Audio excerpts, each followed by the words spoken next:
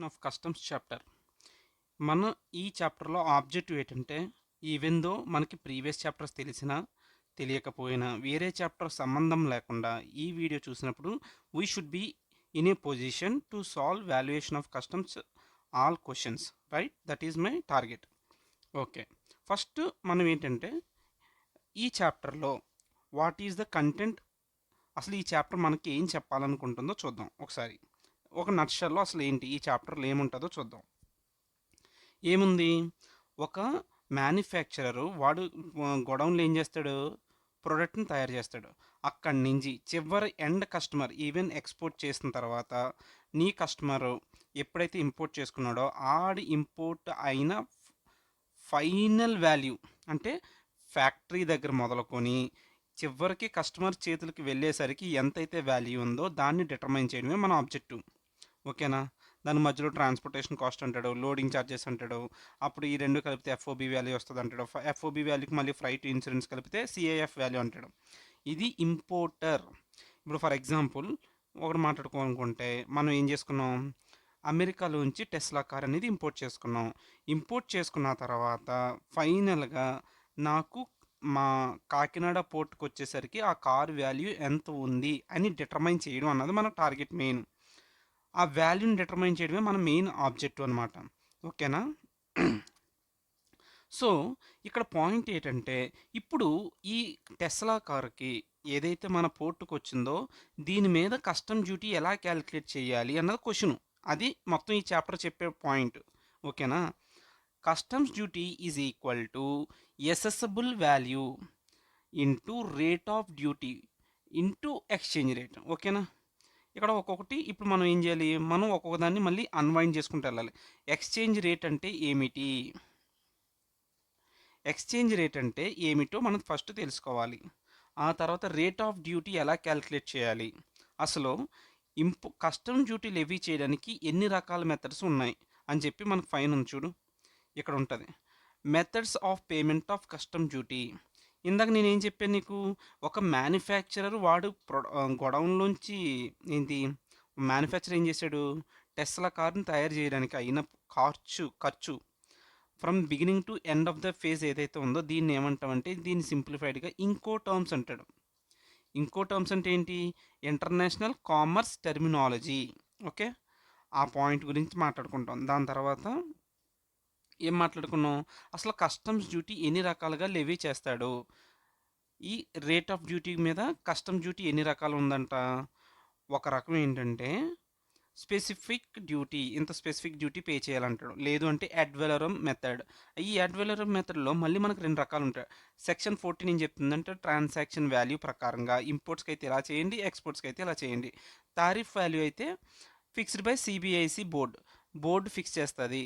Oil మీద ఇంత percentage custom duty pay చేయండి అని చెప్పి.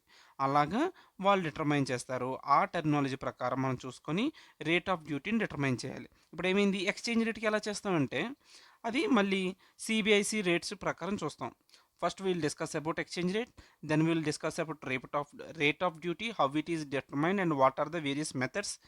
Then we should try to understand assessable value. అప్పుడు అసెసబుల్ వాల్యూని గురించి తెలుసుకోవాలి. ఓకేనా? ఇక్కడ ఏం మాట్లాడుకున్నాం? Rate of duty, tariff value ఉంది. Methods of payment of custom duty అనేది మాట్లాడుకున్నాం. అసెసబుల్ వాల్యూ అనేది మోస్ట్ ఇంపార్టెంట్. ఇప్పుడు ఏంటంటే ఇప్పుడు ఆ టెస్లాకి ఎంత వాల్యూ ఫిక్స్ చేయాలి? ఆడు ఎంతకైతే ఇంపోర్ట్ చేసుకున్నాడో దాన్ని ఏమంటాం? దాని ట్రాన్సాక్షన్ వాల్యూ. ఆడు ఇంపోర్ట్ చేసుకున్న వాల్యూ ట్రాన్సాక్షన్ ఎంత అయితే జరిగిందో దాన్నే అసెసబుల్ వాల్యూ కింద కన్సిడర్ చేయొచ్చు కొన్ని కేసెస్లో. బట్ అలా కన్సిడర్ చేయమని ఎవరు చెప్పారు? రూల్ 3 అని చెప్పిందంట. బట్ అక్కడ కొన్ని కండిషన్స్ ఉన్నాయి. ఆ కండిషన్స్ ఎప్పుడైతే వైలేట్ అవుతున్నాడో అప్పుడు వాడిని ఎలా ప్రైస్ డిటర్మైన్ చేయాలి? Price should be the sole consideration and they are should not be related persons అని చెప్పి కొన్ని కండిషన్స్ ఉంటాయి. ఆ కండిషన్స్ అన్ని ఫుల్ఫిల్ అయితే assessable value equal transaction value తీసుకోండి. అలా కాకపోతే ఇప్పుడు ఈ ట్రాన్సాక్షన్ వాల్యూలో ఏమి ఇంక్లూడ్ చేయాలి, ఏమి ఎక్స్క్లూడ్ చేయాలి అన్నది నెక్స్ట్ పాయింట్. ఎప్పుడైతే ఈ 2 ఈక్వల్ కాదు, అక్కడ కొన్ని కండిషన్స్ అని చెప్పావు కదా! ఆ కండిషన్స్ ఫుల్‌ఫిల్ అవ్వలేదో, అప్పుడేమైతుంది? అసెసిబుల్ వాల్యూని ట్రాన్సాక్షన్ వాల్యూ ఎంతైతే అంత జరిగిందో అది తీసుకోకూడదు. అప్పుడు కొన్ని రూల్స్ ఉన్నాయి. ఆ రూల్స్ ప్రకారం దాన్ని డిటర్మైన్ చేయండి అని చెప్తుంది. ఓకేనా? ఇప్పుడు అసెసిబుల్ వాల్యూ గురించి మనం మాట్లాడాలనుకుంటే, ఇది మోస్ట్ ఇంపార్టెంట్ అనమాట. ఇదే మనకు బాగా ఇన్వెస్ట్ చేయాల్సిన ఏరియా. ఇందులో ఏంటంటే assessable value in case of import అయితే కమిషన్ పే చేస్తున్నప్పుడు వాటి యొక్క ట్రీట్మెంట్ ఎలా చేయాలి, ఎక్స్పెన్సెస్, మెటీరియల్, ఇన్సూరెన్స్, ఫ్రైట్, ఇవన్నీ కూడా యూ హ్యావ్ టు ప్రతి ఒక్క దానికి నుంచి మనం again we'll deep dive freight ఎక్కడ ఎలా చేయాలి ఇదంతా అసెసిబుల్ వాల్యూని మనం ఐడెంటిఫై చేయాలనుకున్నప్పుడు ఇవన్నీ కన్సిడర్ చేయాలి. దానితో పాటు demurrage charges, lighterage, barge charges అని కూడా ఉంటాయి. వీటిని కూడా మనం డిస్కస్ చేసుకోవాలి. నెక్స్ట్ ఇవన్నీ చేసిన తర్వాత ఒక అసెసిబుల్ వాల్యూని డిటర్మైన్ చేయాలి. అది నువ్వు డిటర్మైన్ చేసిన తర్వాత ఈ ప్రాపర్ ఆఫీసర్ ఏం చేయొచ్చు? He has the right to decline the price. మనం అసెస్ చేసిన వాల్యూని ప్రాపర్ ఆఫీసర్ ఏం చేయొచ్చు? రిజెక్ట్ చేయొచ్చు. ఓకేనా? Declaration by the importer or exporter the proper officer can reject the value. అలా రిజెక్ట్ చేస్తే ఏం చేయాలి? ఓకేనా? ఇప్పుడు నువ్వేం చెప్పావు? నేను అసెసిబుల్ వాల్యూ నేను అసెస్ చేస్తాను అని చెప్పావు. ఎప్పుడు నార్మల్గా assessable value is not equal to transaction value అయితే అక్కడ కొన్ని కండిషన్స్ ఉంటాయి అని చెప్పాను. అక్కడ రూల్స్ ఉంటాయి. ఆ రూల్స్ ప్రకారంగా అప్పుడు దాని వాల్యూని డిటర్మైన్ చేయాలి. ఓకేనా? ఆ ఆ రూల్స్ ఏంటంటే ఇప్పుడు చూడు, ఇంపోర్టర్ కేసులో రూల్ 4 అనేది దేని గురించి మాట్లాడుతుందంటే ఐడెంటికల్ గూడ్స్ ఎలా చేయాలి. మనకి మెయిన్ గూడ్ యొక్క వాల్యూ టెస్లా కార్ని విలువ కనుక్కోలేనప్పుడు దానికి ఐడెంటికల్గా వేరేది ఇంపోర్ట్ చేసుకుంటే ఎలాగా.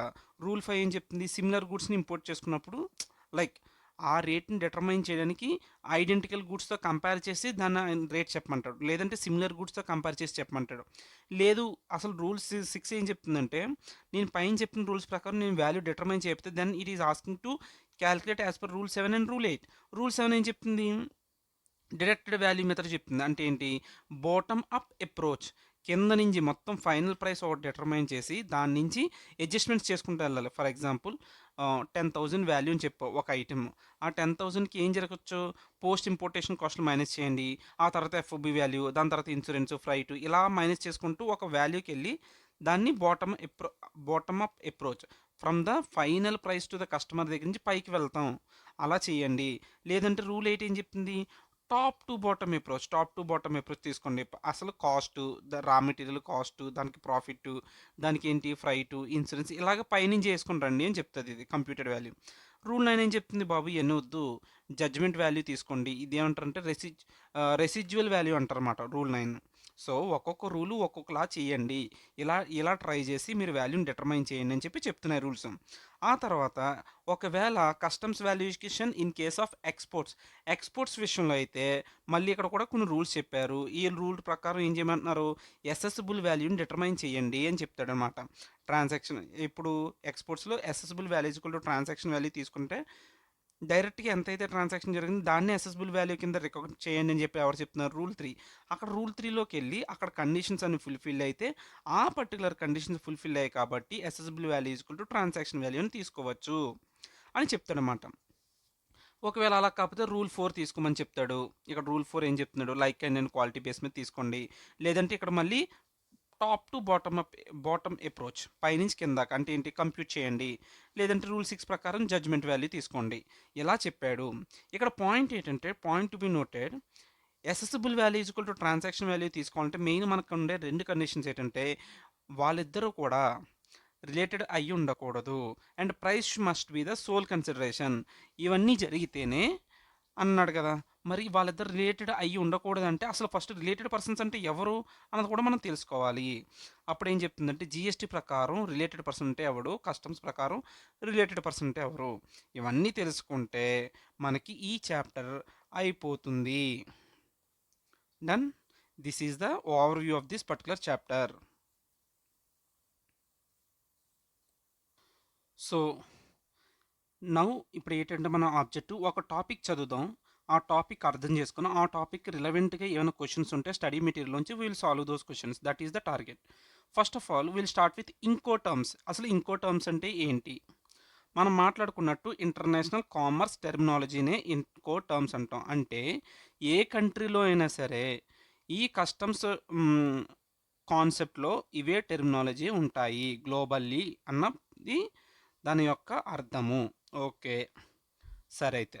ఇప్పుడు నేను ఈ చాప్టర్‌కి నేను mainly Atul sir book and Tarun Raj sir book follow అవుతున్నా. 2 మిక్స్ చేసి మాట్లాడతా. కొన్ని కొన్ని ఏరియాస్‌లో తరుణ్ రాజ్ సార్ బుక్ బావుంది. కొన్ని కొన్ని ఏరియాస్‌లో అతుల్ సార్ బుక్ బావుంది. ఓకే. Let us go. ఇక్కడ ఏంటంటే మనం ఒక ఎగ్జాంపుల్ తీసుకోవచ్చు. మనం అమెరికాలోంచి ఒక టెస్లా కార్‌ని ఇంపోర్ట్ చేసుకుందాం అనుకుంటున్నాం. ఎక్కడికి? మన వైజాగ్ పోర్ట్‌లోకి ఇంపోర్ట్ చేసుకుందాం అనుకున్నాం. ఓకే.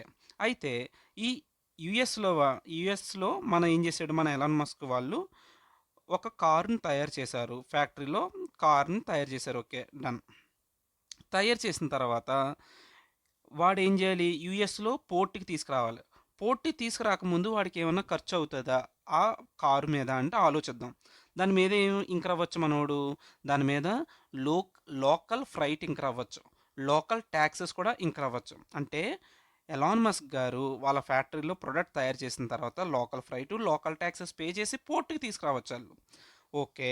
వన్స్ పోర్ట్‌కి తీసుకొచ్చిన తర్వాత మళ్ళీ ఏం చేస్తారు? ఇదిగో ఇక్కడికొచ్చిందనమాట. పోర్ట్‌కొచ్చింది ఇప్పుడు ఐటెమ్. సో, మన కారు పోర్ట్‌కి తీసుకొచ్చారు. దీన్నేమంటారంటే పోర్ట్ దగ్గర తీసుకొచ్చినప్పుడు ఫ్రీ అలాంగ్ సైడ్ ప్రైస్ అంటాము.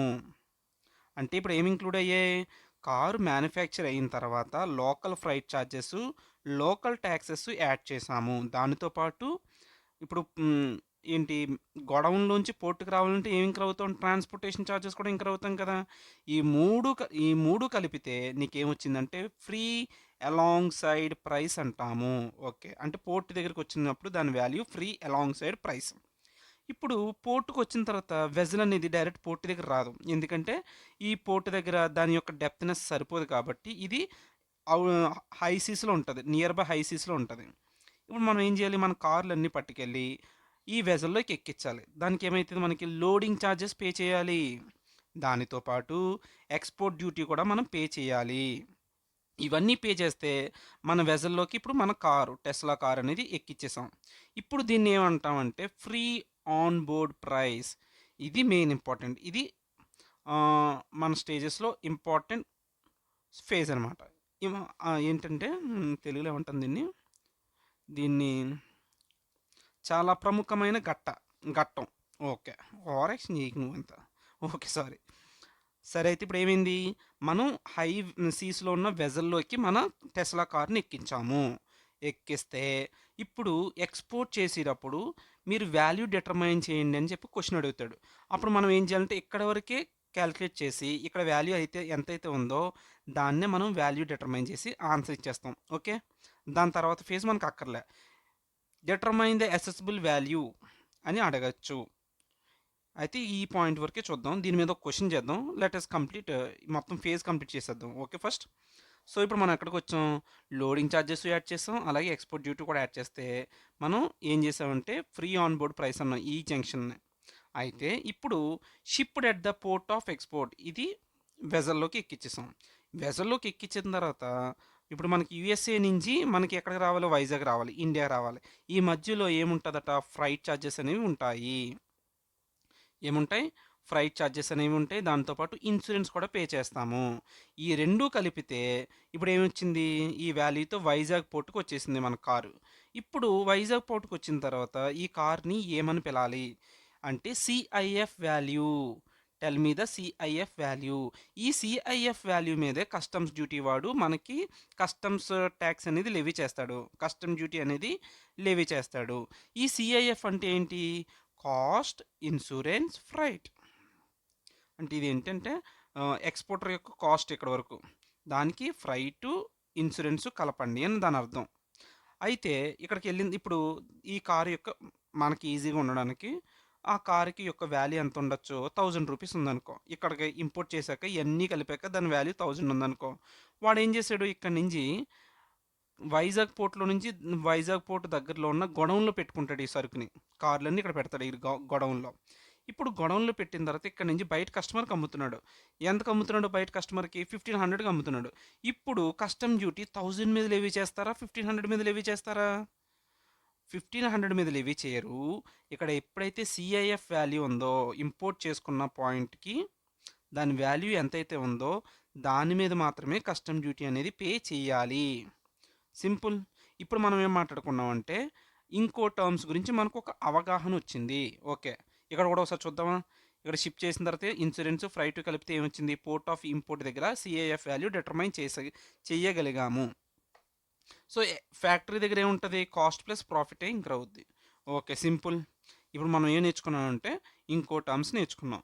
ఇక్కడ మనం ఏమైనా ఒక క్వశ్చన్ సాల్వ్ చేయగలం అంటే ఈ ఒక్క పర్టికులర్ పాయింట్ చూడు, దాని మీద ఒక క్వశ్చన్ చేయగలం. Let us go and solve one question. మనం ఆ క్వశ్చన్ చేయడానికి మనం ఇప్పుడు నేర్చుకున్నది సరిపోదు, ఇంకొంచెం నేర్చుకుందాం. ఆ తర్వాత క్వశ్చన్ దగ్గరికి వెళ్దాం. ఓకేనా? ఇప్పుడు ఏదైతే ఇక్కడ వరకు మనం ఏదైతే మాట్లాడామో ఇదంతా ఇక్కడ రాసాడనమాట. ఎక్స్ ఫ్యాక్టరీ ప్రైస్ కాస్ట్ ఉంటుంది, ప్రాఫిట్ ఉంటుంది. ఓకే, దానికి ఏం చెప్తున్నాడు? Local freight local taxes add చేయండి in the country of exporter. Exporter యొక్క కంట్రీలో లెవీ చేస్తున్న ఫ్రైట్ ట్యాక్సెస్, అలాగే ఆ కంట్రీలో లోడింగ్ ఛార్జెస్ ఎక్స్పోర్ట్ డ్యూటీ కూడా కలిపండి. ఆ తర్వాత ఇప్పుడు ఏమొచ్చింది మనకి? ఎఫ్ఓబి ప్రైస్ వచ్చింది. ఈ ఎఫ్ఓబి ప్రైస్కి ఇన్సూరెన్సు ఫ్రైట్ ఛార్జెస్ కూడా కలిపితే ఇది ఏ కంట్రీ? ఇన్సూరెన్స్ ఫ్రైట్ ఇంపోర్ట్ చేసుకుంటున్న అంటే ఏంటి? ఎక్స్పోర్ట్ చేస్తున్న పోర్ట్ దగ్గర నుంచి ఇంపోర్ట్ చేస్తున్న పోర్ట్ మధ్యలో జరుగుతున్న ఇదనమాట ఈ ఫేజ్, దాని వాల్యూ కూడా కలపండి. ఇప్పుడు కలిపితే ఏమొచ్చింది? సిఐఎఫ్ వాల్యూ వచ్చింది. ఓకే, ఇప్పుడు దీన్ని ఏమంటామంటే అసెసిబుల్ వాల్యూ అనొచ్చా అంటే అనకూడదు. అసెసిబుల్ వాల్యూ అంటే చూడు, అది కూడా ఇలాగే ఉంటుంది. చూస్తే ఇక్కడ ఫార్మెట్ ఉందా? ఇది తరుణ్ రాస్తారు దాంట్లో ఫార్మెట్. ఏం చెప్తున్నాడు వీడు? ఇది మళ్ళీ మనం డీప్ డైవ్ చేస్తాం, జస్ట్ ఒక స్ట్రక్చర్ గుర్తుండడానికి మాత్రమే. Determine assessable value in case of import చేసుకున్నప్పుడు అసెసిబుల్ వాల్యూ ఎంత? Ex factory price at exporter's factory. Okay, freight from factory to load port or export.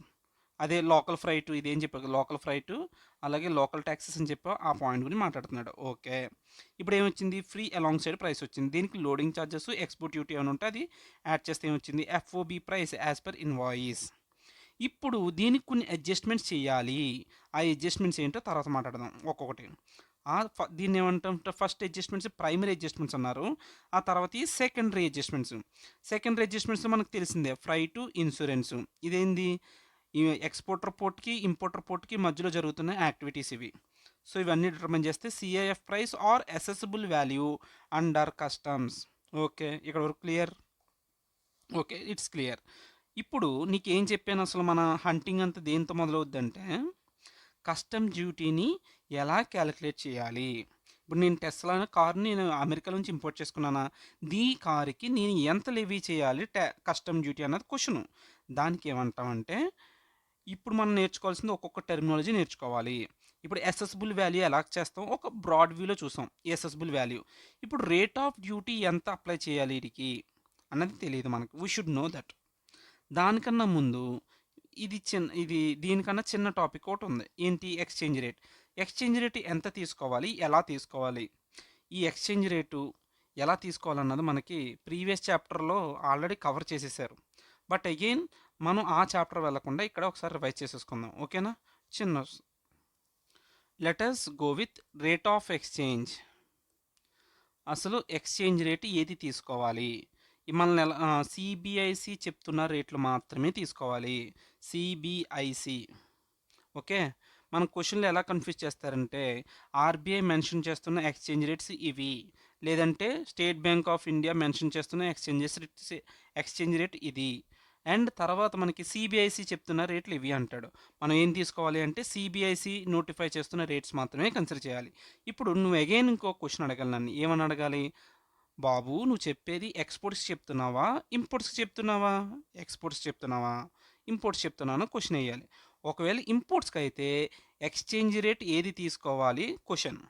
అప్పుడు ఇంపోర్ట్ చేసుకుంటున్నాను, వేరే కంట్రీ నుంచి నేను ఇంపోర్ట్ చేసుకుంటున్నాను.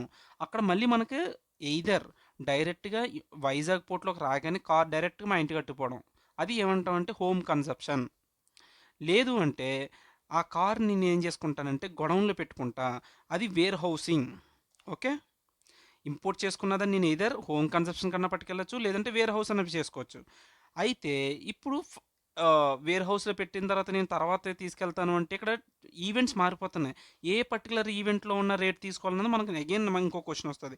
దాన్ని క్లియర్ చేయడానికి ఏమంటున్నాడంటే ఇదంతా వద్దు. Date on which first bill of entry is filed for warehousing or home consumption. Bill of entry ఎప్పుడైతే ఫైల్ చేస్తావో ఆ రోజున ఉన్న ఎక్స్చేంజ్ రేట్ తీసుకొని ఆ ప్రకారం చేయండి అని చెప్తుంది. ఓకేనా? ఏంది ఆ రోజున్న ఎక్స్చేంజ్ రేట్ కన్సిడర్ చేయమని చెప్పారు. ఓకే. అలాగే ఇన్ కేస్ ఆఫ్ ఎక్స్పోర్ట్ అయితే ఏం చెప్తున్నాడంటే నువ్వేదో రోజైతే కస్టమ్స్ ఆఫీసర్ దగ్గరికెళ్ళి షిప్పింగ్ బిల్ గానీ, బిల్ ఆఫ్ ఎక్స్‌పోర్ట్ గానీ ఫైల్ చేస్తావో, ఆ రోజున్న ఎక్స్‌చేంజ్ రేట్ కన్సిడర్ చేయండి అని చెప్తుంది. ఓకే. ఇప్పుడు నా నెక్స్ట్ క్వెషన్ ఏంటంటే, అసలు ఈ బిల్ ఆఫ్ ఎంట్రీ ఏంటి? ఈ షిప్పింగ్ బిల్ ఏంటి? ఆ బిల్ ఆఫ్ ఎక్స్‌పోర్ట్ ఏంటి? అన్నది కొంచెం మనకి కొంచెం వేగ్‌గా ఉండొచ్చు. ఏమీ లేదు. ఇంపోర్ట్ చేసుకున్నప్పుడు ఒక కంట్రీలోంచి మనం ఏం చేయాలంటే, ఆ గూడ్స్ నావి అని చెప్పి మనం క్లెయిమ్ చేసుకోవాలి కదా! మనం ఏం చేస్తామంటే కస్టమ్స్ ఆఫీసర్ దగ్గరికెళ్ళి, సార్ ఈ గూడ్స్ నావే. So, I am filing bill of import అనరు దాన్ని. బిల్ ఆఫ్ ఎంట్రీ అంటాం. అంటే మేము ఎంట్రీ తీసుకుంటాము. బిల్ ఆఫ్ ఎంట్రీ ఫైల్ చేస్తున్న రోజున ఉన్న రేట్ ఆఫ్ ఎక్స్చేంజ్. మరి ఎలా అయితే షిప్పింగ్ బిల్ అంటే బాబు నేను ఇది పర్టికులర్ కంట్రీకి షిప్ చేస్తున్నాను, ఎక్స్పోర్ట్ చేస్తున్నాను కాబట్టి సో దాన్ని షిప్పింగ్ బిల్. లేదు అనుకుంటే బిల్ ఆఫ్ ఎక్స్పోర్ట్. ఇక్కడ ఎక్స్పోర్ట్ అన్న పదం ఉంటుంది. సో ఇక్కడ ఏం చెప్తున్నారు చూడు, షిప్పింగ్ బిల్ కానీ bill of export is the document file with the customs to get the export or export goods cleared. Simple. ఇప్పుడు మనం ఏం చేసాం, ఎక్స్చేంజ్ రేట్ని డిటర్మైన్ చేసాం. ఈ ఎక్స్చేంజ్ రేట్ డిటర్మైన్ చేసిన తర్వాత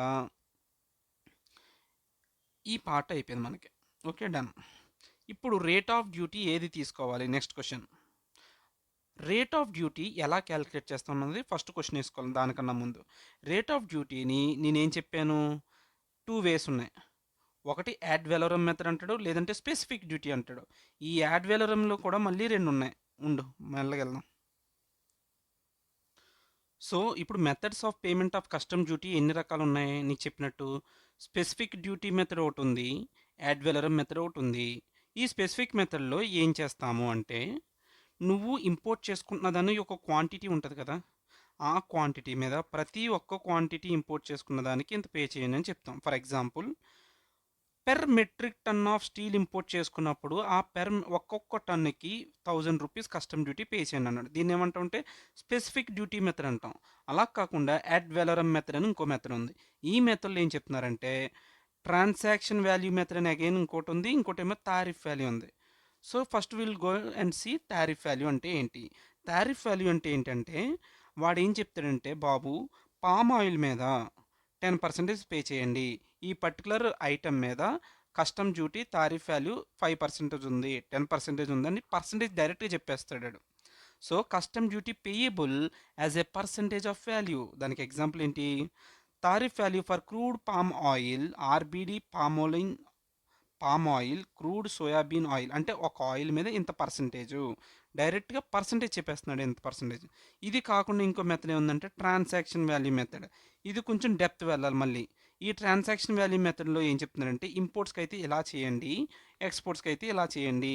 ఇంపోర్ట్స్కి అయితే ఏం చేయమని చెప్తున్నాడు, ఇది అగైన్ ఇది మనం డీప్ డైవ్ చేద్దాం. ఓకే, చేశాక విల్ గో ఫర్దర్.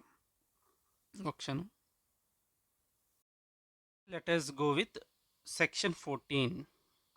సెక్షన్ 14 ఏం చెప్తుంది మనకి, ట్రాన్సాక్షన్ వాల్యూని ఎలా డిటర్మైన్ చేయాలి in case of imports, in case of exports అని అనుకున్నాం కదా.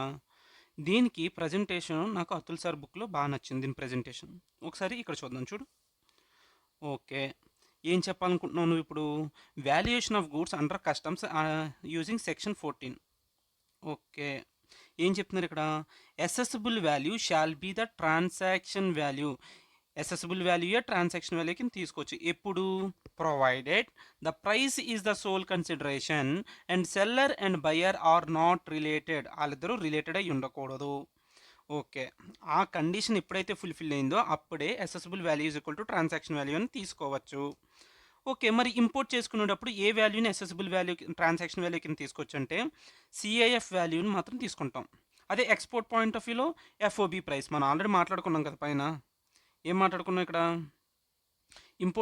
ఎక్స్‌పోర్ట్ చేసేటప్పుడు ఈ పాయింట్‌లో ఈ ఎఫ్ఓబి ప్రైస్ ఉంది కదా! దీన్ని వాల్యూ తీసుకుంటాం. ఇంపోర్ట్ చేసుకున్నప్పుడు ఫైనల్ పోర్ట్ ఆఫ్ ఇంపోర్ట్ దగ్గర సిఐఎఫ్ వాల్యూ తీసుకుంటాం అని చెప్పి అదే అడుగు చెప్పేది. ఓకే. ట్రాన్సాక్షన్ వాల్యూ అంటే ఏంటి? Actual price paid or payable. ఏదైతే కట్టావో లేదా కట్టవలసి వస్తుందో అది. ఓకే.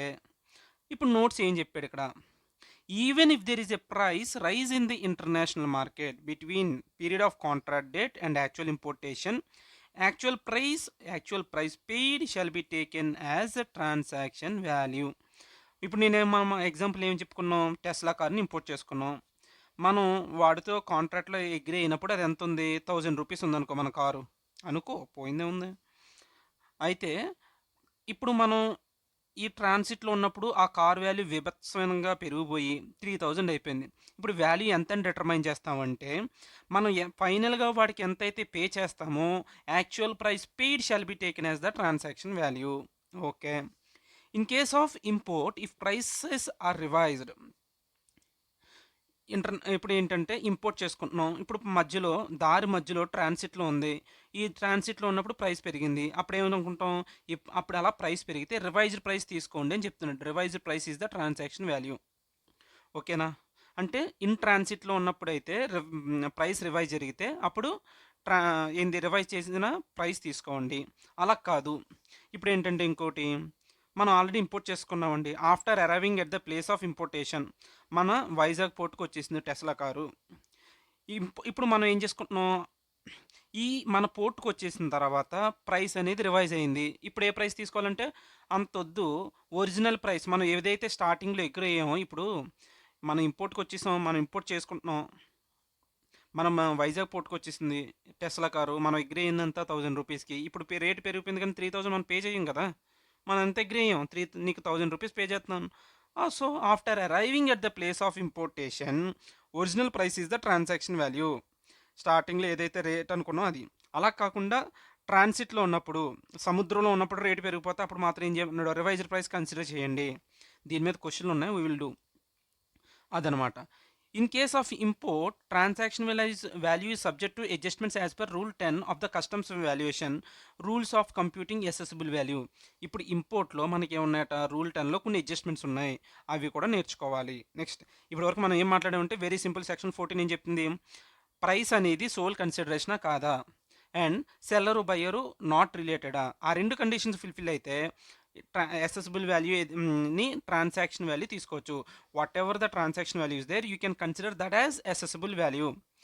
సో, దాని మీద మీరు ట్యాక్స్ కట్టండి అన్నట్టు మాట్లాడుతుందనమాట. ఓకే. ఇందులో మనం ఫోకస్ చేయాల్సింది ఏంటంటే ఈ ఒక్క పాయింట్ ఉంది. Before arriving at the place of అంటే వైజాగ్ పోర్ట్‌కి రాకముందు ట్రాన్సిట్‌లో ఉన్నప్పుడు రేట్ మారితే రివైజ్డ్ ప్రైస్ కన్సిడర్ చేయాలి. వైజాగ్ పోర్ట్‌కి వచ్చేసిన తర్వాత రేట్ మారితే మాత్రం ఒరిజినల్ ప్రైస్ ఏదైతే ఉందో అది మాత్రమే కన్సిడర్ చేస్తాం. అంతే, అదొక్కటి గుర్తుంచుకుంటే చాలు ఈ ఒక్క పాయింట్‌లో డిస్కషన్‌లో. ఓకేనా? మనం ఎక్కడ స్టార్ట్ చేసాం మన జర్నీ? కస్టమ్ డ్యూటీని ఎలా క్యాలిక్యులేట్ చేయాలంటే assessable value, rate of duty, exchange rate గురించి మాట్లాడాం. ఎక్స్చేంజ్ రేట్ ఆల్రెడీ మాట్లాడేసావు కదా! ఇప్పుడు నెక్స్ట్ రేట్ ఆఫ్ డ్యూటీలో ఎన్ని విధాలుగా కస్టమ్ డ్యూటీని క్యాలిక్యులేట్ చేస్తాడు? స్పెసిఫిక్, అడ్ వాలోరమ్ మెథడ్, అందులో transaction value method, tariff value ఇవన్నీ అయిపోయాయి. ఇప్పుడు నెక్స్ట్ క్వశ్చన్ ఏంటంటే ఇక్కడ రేట్ ఆఫ్ డ్యూటీ అని మెన్షన్ చేశావు కదా! ఏ డేట్‌లో ఉన్న రేట్ ఆఫ్ డ్యూటీ తీసుకోవాలి? డేట్. స్పెసిఫిక్‌గా డేట్ చెప్పండి అని అడుగుతాడు. అప్పుడేంటంటే దానికి మనం ఈ పాయింట్ యూజ్ చేసుకోవాలి. ఇక్కడ చూడు, relevant date for determining the rate of duty and tariff valuation. Import అయితే ద ఫాలోయింగ్ ప్రొసెసర్, ఎక్స్పోర్ట్ అయితే ఇలా చేయాలి. చాలా సింపుల్గా ఉండేది ఏంటి? ఎక్స్పోర్ట్ చేస్తే నార్మల్ కేసెస్లో ఏం చెప్తున్నానంటే date of let export order ఎప్పుడైతే వస్తుందో ఆ రోజునున్న రేట్ ఆఫ్ డ్యూటీని తీసుకోండి. అదర్స్ అయితే date of payment of duty. ఇక్కడ చూస్తే అసలు లెట్ ఎక్స్పోర్ట్ ఆర్డర్ అంటే ఏంటి? Means the order passed by the proper officer permitting the export. Proper officer ఎప్పుడైతే నీ గూడ్స్ని ఎక్స్పోర్ట్ చేసే రైట్ పర్మిట్ చేశాడో దాన్నే ఆ రోజునే లెట్ ఎక్స్పోర్ట్ ఆర్డర్ ఎప్పుడైతే నీకు ఇచ్చాడో కస్టమ్స్ ఆఫీసర్ ఆ రోజున్న డేట్, ఆ డేట్లో ఉన్న కస్టమ్ రేట్ తీసుకోండి. Date of let export order passed. Okay, simple. Other కేసెస్లో ఏంటి, date of payment of duty, ఎప్పుడైతే పేమెంట్ ఆఫ్ డ్యూటీ పే చేస్తాం అది. ఇది మనకు అక్కర్లేదు, బట్ ఇదే మెయిన్ క్రూషియల్. ఓకే, ఇప్పుడు ఇంపోర్ట్ పాయింట్ ఆఫ్ వస్తే, ఇంపోర్ట్ చేసుకున్న గూడ్స్ డైరెక్ట్గా నేనేం చేశాను, టెస్లా ఇంపోర్ట్ చేసుకున్నానా. ఇంపోర్ట్ చేసుకున్న తర్వాత డైరెక్ట్గా మా ఇంటికి పట్టుకోవచ్చు. లేదనుకుంటే నేను ఒక డీలర్ని అనుకుంటే మొత్తం టెస్లా కార్లన్నీ ఒక గొడవన్ తీసుకొని గొడవన్లో పెట్టుకుంటా first. So first goods cleared for home consumption అయితే ఎలాగా. ఇందులో కూడా మళ్ళీ 2 క్వశ్చన్లు వేసుకోవాలి. ఇది మనం కరెక్ట్గా ఇక్కడ ఇంటర్లింక్ చేసుకోవచ్చు.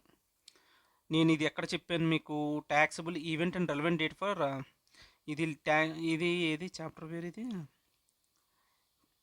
ట్యాక్సబుల్ ఈవెంట్ అండర్ కస్టమ్స్లో మనం మాట్లాడుకున్నాం ఇది ఆల్రెడీ. సో మనం ఏంటి, ఈ వీడియో వేరే క్లాసులతో సంబంధం లేకుండా ఈ వీడియో వింటే వాల్యుయేషన్ చాప్టర్ అయిపోయేలా అనుకున్నాం కాబట్టి ఒకసారి ఆ పాయింట్ కూడా రివైజ్ చేసేసుకోవచ్చు. అది ఈ పాయింట్ అనమాట. ఏంటంటే ట్యాక్సబుల్ ఈవెంట్ అండర్ కస్టమ్స్ కింద ఎప్పుడు ట్యాక్స్ చేయాలి అన్నది క్వశ్చన్ అయితే, ఫస్ట్ ఏమన్నాం, 2 క్వశ్చన్స్ వేసుకోమని చెప్పా. హోమ్ కన్జప్షన్కా లేదంటే క్లియర్డ్ ఫర్ వేర్ హౌసింగా. ఓకే, ఇప్పుడు మళ్ళీ ఈ 2 క్వశ్చన్స్ వేసుకున్న తర్వాత ఓకే, నేను ఏమనుకున్నాను, హోమ్ కన్జప్షన్ పట్టుకుపోతున్నా. అప్పుడు again you have to ask, నీకు ఎందులో వచ్చాయి గూడ్స్, వెజల్లో వచ్చాయా, ఎయిర్ క్రాఫ్ట్లో వచ్చాయా, వెహికల్లో వచ్చాయా. వెజల్కి అయితే సెపరేట్ ట్రీట్మెంట్ ఉంటుంది. వెజల్కి ఏం చెప్తుంది, bill of entry or grant of entry whichever later, అదే చెప్తున్నాడు వీడు. బిల్ ఆఫ్ ఎంట్రీ కానీ గ్రాంట్ ఆఫ్ ఎంట్రీ కానీ విచ్ ఎవర్ లెటర్ తీసుకోమంటున్నాడు. బిల్ ఆఫ్ ఎంట్రీ అంటే ఏంటంట, bill of entry means bill of entry filed with the కస్టమ్స్తో నువ్వు ఎప్పుడైతే ఈ గూడ్స్ నావన్నీ ఫైల్ చేసుకుంటావో అది బిల్ ఆఫ్ ఎంట్రీ. బాబు బిల్ ఆఫ్ ఎంట్రీ ఎప్పుడు ఫైల్ చేస్తారు, షిప్ రాకముందే ఫైల్ చేయాలి వెజల్ వాడు. వెజల్ దగ్గరకు వస్తుందంటే నీడు కస్టమ్స్ ఆఫీసర్ దగ్గరికి వెళ్ళి, బాబు నా షిప్ వస్తుందని చెప్పి బిల్ ఆఫ్ ఎంట్రీ ఫైల్ చేస్తాడు. Okay, grant of entry inwards, ఆ తర్వాత ఏం చేయాలి, customs officer grant of entry inwards permission ఇవ్వాలి. అది చెప్తున్నాడు చూడు, date of filing bill of entry for home consumption are date of entry inward in case of vessel. Date of entry inward అన్నా grant of entry అన్నా ఒకటే. ఈ రెండిట్లో ఏదో విచ్ ఎవర్ ఈజ్ లేటర్ తీసుకుంటాం. ఓకేనా, ఇప్పుడు ఏం మాట్లాడాను నేను, హోమ్ కన్జప్షన్ అయితే bill of entry or grant of entry whichever is later should be considered. Okay, అది అయిపోయిందా. నెక్స్ట్ మరి ఎయిర్ క్రాఫ్ట్ కానీ వెహికల్స్ కానీలో ఈ పర్టికులర్ ఎయిర్ క్రాఫ్ట్లో నేను టెస్లా కార్ని కానీ ఇంపోర్ట్ చేసుకుంటే అప్పుడు ఎలా చేస్తామంటే, date of presentation of bill of entry or date of arrival whichever is later. అర్థమైందా, date of presentation of bill of entry or date of arrival, customs ఆఫీసర్కి నువ్వు ఫైల్ చేస్తున్న బిల్ ఆఫ్ ఎంట్రీ రోజున కానీ లేదంటే date of arrival ఎప్పుడైతే వచ్చాయో ఆ goods which ever is later. ఇక్కడ కూడా విచ్ ఎవర్ ఈజ్ లేటర్ అని ఉంది. ఓకేనా, అదే చెప్తాను ఇక్కడ కూడా, bill of entry or arrival of aircraft or vehicle whichever is later. Okay, కొంచెం బైహార్ట్ చేయాలి అది, అప్పుడు మనకు గుర్తుంటుంది. మామూలుగా వెజల్ అయితే టైటానిక్ షిప్లో తీసుకొచ్చాను అనుకున్న టెస్లా కార్ని, అప్పుడు ఏం చెప్తాం, bill of entry or grant of entry inwards whichever is earlier. దాని గ్రాంట్ ఆఫ్ ఎంట్రీకి ఉన్న వేరే పేరు ఏంటి, డేట్ ఆఫ్ ఎంట్రీ ఇన్వర్డ్ అంటాడు. Okay, whichever is later తీసుకుంటాం. అసలు హోమ్ కన్జప్షన్ అన్నీ కూడా విచ్ ఎవర్ ఈజ్ లేటరే. ఓకేనా, నెక్స్ట్ ఒకవేళ ఎయిర్ క్రాఫ్ట్లోనో లేదంటే వెహికల్లోనో ఇంపోర్ట్ చేసుకుంటే అప్పుడు ఏం చెప్తావు, bill of entry or date of arrival whichever is later. Okay, ఇది చాలా బాగా గుర్తుండాలి. క్వశ్చన్ రావాలంటే ఈ స్పెసిఫిక్ అడ్జస్ట్మెంట్స్కి ఇది తెలిసి ఉండాలి క్లియర్గా. ఒకవేళ ఎలా కాదండి, నేను టెస్లా కార్ వచ్చింది, టెస్లా కార్ రాగానే నేను గోడౌన్లో పెట్టుకొసుకున్నా, అప్పుడు ఏం చెప్తావు, date on which bill of entry for home consumption is filed. అంటే ఏంటి ఇక్కడ పాయింట్, అతుల్ సార్ ఎలా పిలిచారు దీన్ని, ఈయనేమన్నారంటే దాన్ని date of presentation of ex bond bill of entry for clearance for home consumption. Ex bond bill of entry అన్నా bill of entry for home consumption అన్న రెండు ఒకటిలాగే ఇచ్చారు. ఓకే, ఇప్పుడు ఏం చెప్తున్నావు నువ్వు, కార్ వచ్చింది, కార్లన్నీ గొడవలో పెట్టుకోవాలి కదా, date on which bill of entry for home కన్జప్షన్కి పట్టుకెళ్తా అని చెప్పి ఎప్పుడైతే బిల్ ఆఫ్ ఎంట్రీ ఫైల్ చేస్తున్నామో ఆ డేట్ తీసుకుంటాం. Final arrival in India shawl be taken as the date of arrival for the above purpose. Final arrival అంటే ఏంటో చెప్తున్నాడు ఇక్కడ. ఎప్పుడైతే వచ్చిందో మనం రిసీవ్ చేసుకున్నానో అదే రోజున తీసుకోవాలి. Date of arrival for the above purpose. నేను సాగదీస్తున్నాను బాగా. It's okay. ఇది చాలా కన్ఫ్యూజింగ్ పాయింట్ కాబట్టి మనం టైం ఇన్వెస్ట్ చేద్దాం. సో ఇప్పుడు మనం క్లియర్గా మళ్ళీ రివైజ్ చేసుకుంటే ఇంపోర్ట్స్లో రెండు రకాలు ఉన్నాయి. ఒకటి హోమ్ కన్సప్షన్, ఇంకోటి వేర్ హౌస్లో పెట్టుకోవడానికి. హోమ్ కన్సప్షన్కి అయితే మళ్ళీ ఏం క్వశ్చన్ చేయాలి నువ్వు? బాబు నువ్వు వెజల్లో తీసుకొచ్చావా లేదంటే ఎయిర్ క్రాఫ్ట్ ఆర్ వెహికల్లో తీసుకొచ్చావా? వెజల్లో తీసుకొచ్చాను సార్. ఓకే, వెజల్లో తీసుకొస్తే bill of entry or grant of entry inwards whichever is later. అలా కాదు అంటే ఇంకోలా ఎలా చెప్పొచ్చు దీన్ని? Bill of entry or date of arrival. Arrival కాదు, date of entry, sorry, bill of entry or date of entry inward whichever is later తీసుకుంటాం వెజల్కి అయితే. అలా కాదు వెహికల్కి అయితే ఆర్ ఎయిర్క్రాఫ్ట్కి అయితే bill of entry or date of arrival whichever is later. అలా కాకుండా నువ్వేం చేస్తున్నావు? Goods cleared for warehousing, గొడవన్లో పెట్టుకోవడానికి తీసుకెళ్తున్నావు. అప్పుడు ఏం చేయాలంటే ex bond bill of entry, ఎప్పుడైతే హోమ్ కన్జప్షన్ కోసం ex bond bill of entry కానీ లేదంటే బిల్ ఆఫ్ ఎంట్రీ ఫైల్ చేస్తావో హోమ్ కన్జప్షన్కి ఆ డేట్ని తీసుకోవాలి. మిగిలిన అన్ని కేసెస్లో కూడా date of payment of duty, నువ్వు ఎప్పుడు డ్యూటీ పే చేస్తే అప్పుడు తీసుకో. ఓకేనా? ఇది చాలా important. So we are done with our main crux. So rate of duty determine చేసాం, ఎక్స్చేంజ్ రేటు డిటర్మైన్ చేసాం. ఏ డేట్లో ఉన్న ఎక్స్చేంజ్ రేట్ తీసుకోవాలి, అలాగే ఏ డేట్లో ఉన్న రేట్ ఆఫ్ డ్యూటీ తీసుకోవాలి మాట్లాడుకున్నాం. అసెసిబుల్ వాల్యూ అంటే మనం ఆల్రెడీ కొంచెం ఒక బ్రీఫ్గా మాట్లాడుకున్నాం. ఇంకా మనం డీప్ డైవ్ చేయాల్సింది assessable value definition. Okay, with this will go further. మనం ఇప్పటిదాకా సంపాదించున్న నాలెడ్జ్తో కొన్ని క్వశ్చన్స్ సాల్వ్ చేయడానికి ట్రై చేద్దాం. ఓకేనా? కాకపోతే దానికన్నా ముందు ఇక్కడ చిన్న పాయింట్ చూడు.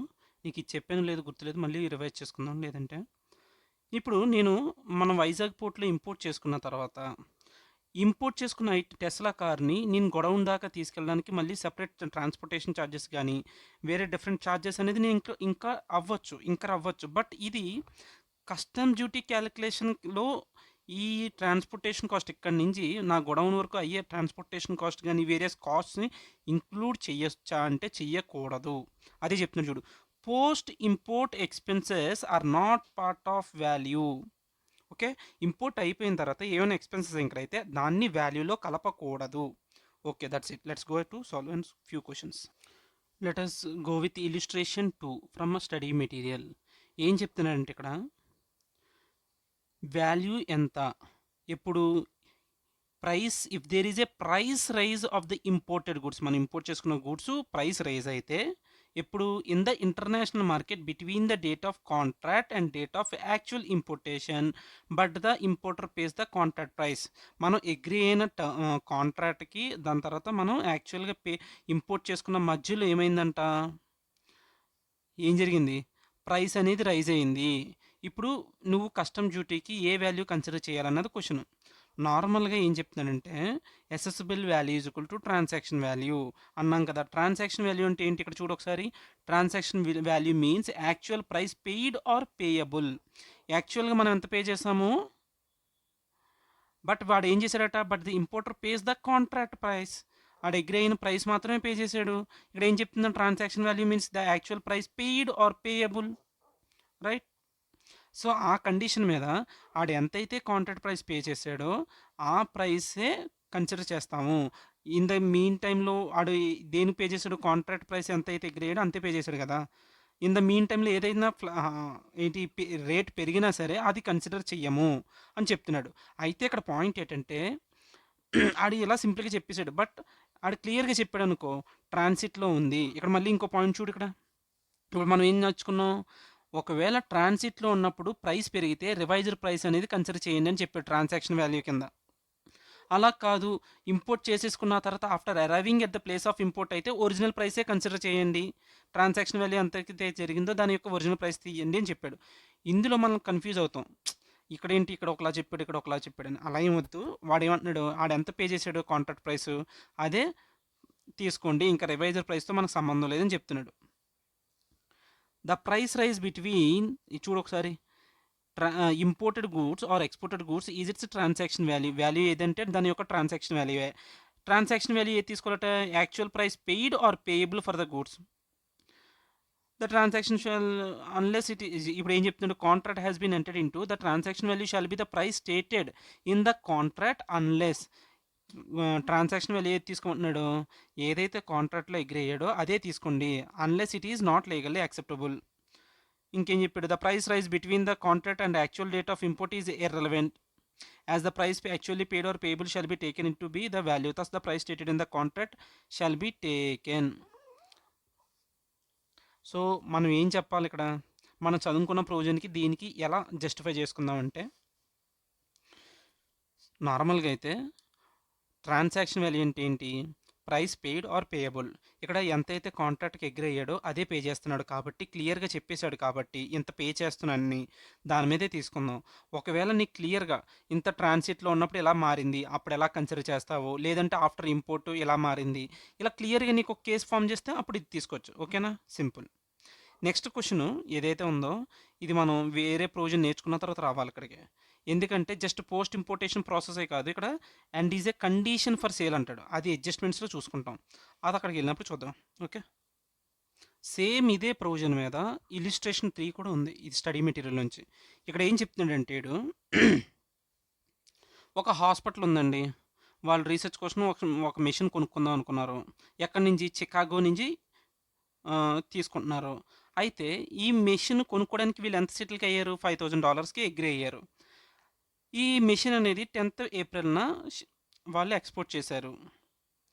అయితే ఎక్స్పోర్ట్ చేసిన తర్వాత కూడా మన హాస్పిటల్ వాళ్ళు ఏం చేశారంటే వాళ్ళతో నెగోషియేషన్ జరుపుతున్నారు. జరిపి వాళ్ళు they could able to reduce the price by $850 నెగోషియేషన్లో $850 తగ్గించుకొని రివైజ్డ్ మిగిలిన దానికి పే చేస్తామంటే వాళ్ళు ఓకే అన్నారు. వాళ్ళు రివైజ్డ్ ప్రైస్ పంపించారు ఎంత 5,000 అనుకున్నది $4,150కి పంపించారు. ఓకే అయితే ఇది ఇండియాకి ఎప్పుడు రీచ్ అయిందంట 18th ఏప్రిల్.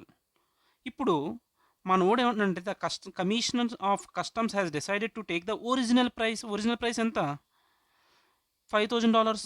మన కస్టమ్స్ ఆఫీసర్ అంటున్నాడు బాబు నేను ఎలా ఒప్పుకోలేను నువ్వు స్టార్టింగ్లో అగ్రి అయినప్పుడు $5,000కి అగ్రి అయ్యావు కదా దాని మీద నేను ట్రాన్సాక్షన్ వాల్యూ కట్టుకుంటాను అంటున్నాడు. Do you agree to the stand taken by the commissioner give reasons in your support. Commissioner చెప్పిన దానికి నువ్వు ఒప్పుకుంటున్నావా. మనకేం చెప్పింది క్లియర్గా ఒక ఒక క్వశ్చన్ మనం ఫైనల్గా వేసుకోవాల్సింది ఏంటంటే మనం ఫైనల్గా వాడికి ఎంత పే చేస్తున్నాం $5,000 పే చేస్తున్నావా 4150 పే చేస్తున్నావా అంటే 4150 పే చేస్తున్నావు. ఓకే ఇందాక నువ్వు చూసిన కేసులో ఏమైంది ఆడు కూడా కాంట్రాక్ట్ ప్రైస్ని పే చేస్తున్నాడు ఏదైతే ప్రైస్ పే చేస్తున్నాం ఫైనల్గా దాన్నే కన్సిడర్ చేసుకున్నాడు. సో ఇక్కడ కూడా మనం ఏం మాట్లాడచ్చు అంటే ట్రాన్సాక్షన్ వాల్యూ అనేది which means actual price paid or payable. So నేను యాక్చువల్ ప్రైస్ ఎంత పే చేస్తున్నాను $4,150 పే చేస్తున్నాను కాబట్టి ఐ విల్ కన్సిడర్ ఓన్లీ 4150.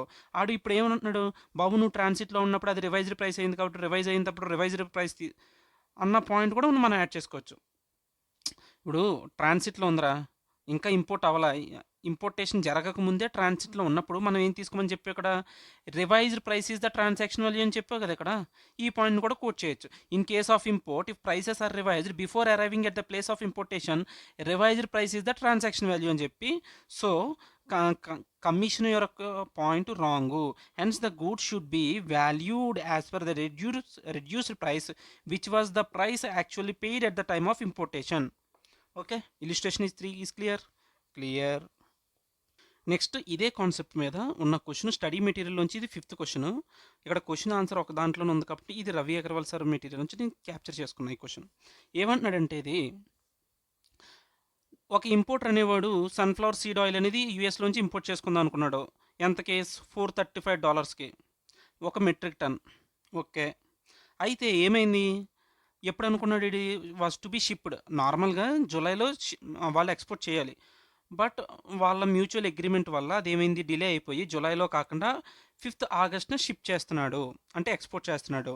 ఈ ఇన్ ద మీన్ టైంలో మార్కెట్ చాలా వలటైల్గా ఉంది. వలటైల్గా ఉండడం వల్ల ఏం జరిగిందంట ప్రైసెస్ అన్నీ కూడా other imports during the month of August were at high prices చాలా వలటైల్గా పెరిగిపోయాయి. అయితే డిపార్ట్మెంట్ ఏమంటుందంటే అన్ని రేట్లు పెరిగిపోయాయి కాబట్టి నువ్వు ఇంపోర్ట్ చేసుకుంటున్న దాని మీద కూడా నేను రేట్ పెంచేస్తాను అంటున్నాడు. Department sought to increase the assessable value on the basis of higher prices of contemporaneous imports. Decide whether the contention of the department is correct. ఓరు బాబోయ్! ఎంత మాట అన్నావురా! మార్కెట్ పెరిగిపోతుందని చెప్పి ఈడు ఇంక్రీజ్ చేసేస్తానంటున్నాడు. తప్పు, తప్పు. నువ్వు అలా మాట్లాడకూడదు. ఎందుకు మాట్లాడకూడదంటే, దానికి నువ్వు సపోర్టింగ్ ఏం మాట్లాడతావు?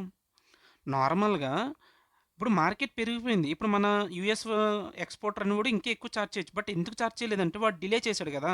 ఆ డిలే చేయడం వల్ల ఓకే. ఈడికి పాపం చాలా డిలే చేశాను. సర్లే ఈడికి ఎందుకులే ఇంక్రీజ్ చేయడం అని చెప్పి ఇంక్రీజ్ చేయలేదాడు. అదే ఈడు చెప్తున్నాడు చూడు. The supreme court pointed out that the commodity involved has a high volatile fluctuations దాంట్లో ఉన్నాయి. But having delayed the shipment delay అవ్వడం వల్ల సప్లయర్ ఏం చేశాడు? Did not increase the price of the commodity even after increase in it's price in the international మార్కెట్లో పెరిగింది. But వీడికి delay చేశాను కాబట్టి అటు పెంచలేదు. అందుకని ఇప్పుడు ఆడు పెంచలేదు కాబట్టి కస్టమ్స్ ఆఫీసర్ వచ్చి నేను పెంచుతానంటే అది కుదరదు. ఇది చాలా pure case. There was no allegation regarding the supplier importer being in collusion. వాళ్ళిద్దరు ఏదో కొల్యూజన్ అయినట్టు ఏమీ ఎలిగేషన్ లేదు అక్కడ. Therefore the appeal was in favour of the assessee importer ఫేవర్లోనూ ఉంది. The contractor price was accepted as the transaction value. Okay, ఇక్కడ ఇదే కాన్సెప్ట్లో లింక్ చేసిన క్వశ్చన్ అనమాట ఇది. సింపుల్గా రివైజ్ చేసుకుంటే ఏం చెప్తాం? అది మార్కెట్లో రేట్ పెరిగిపోయింది కాబట్టి నేనే పెంచేస్తున్నాడు. బాబు అది తప్పు. ఆడు ఎంత పే చేస్తున్నాడు? $435 కాబట్టి అదే ఉంచుండే. ఇది స్టడీ మెటీరియల్లోంచి మనం తీసుకున్న క్వశ్చన్. ఇప్పుడు ఏంటి? స్టడీ మెటీరియల్లోంచి క్వశ్చన్ నెంబర్ 2 అనమాట ఇది. ఓకే, ఇది కూడా కొంచెం ఇదే టాపిక్ మీద ఉన్న లింక్ అయిన క్వశ్చన్. చాలా ఇంట్రెస్టింగ్ క్వశ్చన్. నాకు చాలాసేపు అర్థం కాలేదనమాట అది. ఇదేంటంటే క్వశ్చన్ చదువుతాం, క్వశ్చన్ అర్థం కాలేదు నాకు చాలాసార్లు వరకు. Whether the assessable value of the warehoused goods which are sold before being created for home consumption should be taken as the price at which the original importer has sold the goods. నాకైతే అర్థం కాల. మళ్ళీ చదువుతాను నేను. ఇప్పుడు ఏటట goods అనేవి wear హౌస్లో పెట్టాడు ఇంపోర్ట్ చేసుకున్న తర్వాత ఆడేమంటున్నాడు? ఇప్పుడు అసెసిబుల్ వాల్యూని డిటర్మైన్ చేయొచ్చా? ఎలాగా? వేర్ హౌస్ చేసిన గూడ్స్ని ఇక్కడ వేర్ హౌస్ గొడౌన్లో పెట్టాడు గూడ్స్ని ఇక్కడ ఒక రేట్కి అమ్మేస్తున్నానంట. ఎవరికి? కస్టమర్స్కి. Sold before being cleared for home consumption అంటే గొడౌన్లోనే పెట్టేసి ఇక్కడ నుంచి గొడౌన్లోంచి డైరెక్ట్ అమ్మేస్తున్నాడు బాండ్ టు బాండ్ బేసిస్ మీద. ఇప్పుడు ఏ రేట్కి అయితే అమ్మేస్తున్నాడు should be taken as the price at which the original importer has sold the goods. ఇక్కడ పాయింట్ ఏంటంటే మళ్ళీ చెప్తాను చూడు జాగ్రత్తగా. మనం ఇంపోర్ట్ చేసుకున్నామండి. ఎగ్జాంపుల్ ఎంతకి? 1000 రూపీస్కి ఇంపోర్ట్ చేసుకున్నాం. ఓకే, అయితే మనం గొడౌన్లో పెట్టుకొని బాండ్ టు బాండ్ బేసిస్ మీద ఇక్కడి నుంచి గొడౌన్లోంచి 1500 రూపీస్కి సేల్ చేస్తున్నాం గూడ్స్. ఇప్పుడు అసెసిబుల్ వాల్యూ అంటే దేనికి వస్తుంది? కస్టమ్ డ్యూటీ దేని మీద ట్యాక్స్ ఇంపోజ్ చేయాలని క్వశ్చన్. కస్టమ్ డ్యూటీ దేని మీద ఇంపోజ్ చేయాలి? అసెసిబుల్ వాల్యూ మీద. ఇప్పుడు ఈ అసెసిబుల్ వాల్యూ అనేది ఇక్కడ సోల్డ్ చేస్తున్న ప్రైస్కి తీసుకొచ్చా అని అడుగుతున్నాడు క్వశ్చన్. అంటే 1500 రూపీస్కి నేను కస్టమ్ డ్యూటీ లెవీ చేయొచ్చా అన్నది క్వశ్చన్. ఓకేనా? ఈ పాయింట్ ఆఫ్ వ్యూ మళ్ళీ చదువుతాను నేను. Whether the assessable value of the warehoused goods which are sold before being cleared for home consumption should be taken అంటే అసెసిబుల్ వాల్యూ అనేది ఆడి సేల్ చేస్తున్న రేటుకి తీసుకోవచ్చా? At which the original importer has sold the goods. తప్పు. ఇక్కడ రెండు నేర్చుకోవాలి మనం జాగ్రత్తగా. కస్టమ్ డ్యూటీ దేని మీద లెవీ అవుతుంది? ఇంపోర్ట్ చేసుకున్నప్పుడు దాని మీద ఇంపోజ్ అవుతుంది. అంటే ఇక్కడ ఇంపోర్ట్ చేసుకున్న ఎంత? 1000 రూపీస్ కాబట్టి కస్టమ్ డ్యూటీ 1000 రూపీస్ మీదే లెవీ చేయాలి. మరి ఆడు సేల్ చేస్తున్నాడు కదా 1500కి, దాని మీద ట్యాక్స్ పడదంటే పడుతుంది. బట్ దాని మీద కస్టమ్స్ పడదు. ఏం పడుతుంది? ఐజిఎస్టీ పడుతుంది. ఐజిఎస్టీ 1500 పడుతుంది దాని మీద. అది ఇటు చెప్పాలనుకున్నది. ఆడు ఆన్సర్ కూడా వేరేగా ఇచ్చాడు. చూడు ఒకసారి ఏం చెప్తాడు? The value of the imported goods shall be transaction value of the goods which is price actually paid or payable. మనం ఎంతసేపు మాట్లాడుకున్నాం కదా ట్రాన్సాక్షన్ వాల్యూ అంటే ఏంటంటే ప్రైస్ ఏదైతే పే చేస్తామో or payable for the goods. ఇక్కడ ఏమవుతుంది? Sale of goods after warehousing them in India cannot be considered as the sale of export to India. It cannot be stated that the export of goods is not complete even after the imported goods were cleared for warehousing in the country of import. Hence, the price at which the imported goods were sold after warehousing them in India does not qualify to be the transaction value. బాబు ఒకసారి ఆగండి. ఈడు ఏమంటున్నాడు? ఇక్కడ నుంచి నీ sale చేసిన ప్రైస్ని తీసుకోకూడదు అని చెప్తున్నాడు. దానికి రీజనింగ్ చెప్తున్నాడు. ఎందుకంటే నువ్వు ఎప్పుడైతే సేల్ చేస్తున్నావో దాన్ని వాల్యూ కింద ఏం చెప్తున్నాడు మళ్ళీ చూడు. The sale of goods after warehousing them in India cannot be considered as sale of export to India. ఇప్పుడు మనం ఇంపోర్ట్ చేసుకున్న రేటు 1500 తీసుకోకూడదు. ఎందుకంటే నువ్వు సేల్ చేస్తున్నది కాదు, బిఫోర్ ఈ పాయింట్లో ఉన్న రేట్ తీసుకోవాలి. ప్రజెంటేషన్ అంతా గందరగోళంగా ఉంది, బట్ మనం ఏం రాద్దాం అంటే ట్రాన్సాక్షన్ వాల్యూ ఏదైతే పే చేస్తున్నామో ఎక్స్పోర్టర్కి or payable, that is the transaction value. So ఇక్కడ ట్రాన్సాక్షన్ వాల్యూ 1000 కాబట్టి ఇక్కడ ఇంపోర్ట్ వాల్యూ 1000కే ఉంటుంది. అది నేను ఇచ్చిన ఎగ్జాంపుల్, అది అమౌంట్స్ ఇక్కడ ఎక్కడ ఉండవు. సో ఇంపోర్ట్ చేసుకున్న వాల్యూకే మనం కస్టమ్ డ్యూటీ లెవీ చేస్తాము. బట్ ఐజిఎస్టీ అనేది లెవీ అవుతుంది. ఏదైతే సేల్ చేస్తున్నాడో దాని మీద ఐజిఎస్టీ అనేది లెవీ అవుతుంది. The above is applicable for BCD, basic custom duty, social welfare surcharge, ఇవన్నీ యాడ్ చేసి ఐజిఎస్టీ క్యాలిక్యులేట్ చేస్తాం ఎప్పుడైతే సేల్ చేస్తున్నాడో. అది దాని అర్థం. సో మనం ప్రజెంటేషన్ ఏంటి, సింపుల్ ట్రాన్సాక్షన్ వాల్యూ డెఫినేషన్ రాద్దాం. డెఫినేషన్ రాసేసి సో దీని మీద ఇంపోర్ట్ చేసుకున్నప్పుడు ఏదైతే పే చేస్తున్నామో అదే మాత్రమే పడుతుంది. ఒకవేళ ఇలా సేల్ చేస్తున్నప్పుడు తీసుకోవాలంటే basic custom duty, safeguard duty, surcharge ఇవన్నీ యాడ్ చేసాక ఐజిఎస్టీ క్యాలిక్యులేట్ చేసి దాని మీద అప్పుడు సేల్ వాల్యూ మీద అక్కడ క్యాలిక్యులేట్ చేస్తాం. అంతే, డన్. సో ఈ పాయింట్స్ మనం ఇప్పటి వరకు నేర్చుకున్న దాని మీద ఒక బెటర్ అండర్స్టాండింగ్ వచ్చింది కదా. ఇంకొక క్వశ్చన్ ఉంది. ఇప్పుడు next will go with illustration 7 from study material. ఏం చెప్తుంది ఇక్కడ అంటే ఎక్స్పోర్ట్ డ్యూటీ ఎంతో చెప్పండి అని అడుగుతున్నాడు క్వశ్చన్లో. Export duty, is asking about export duty.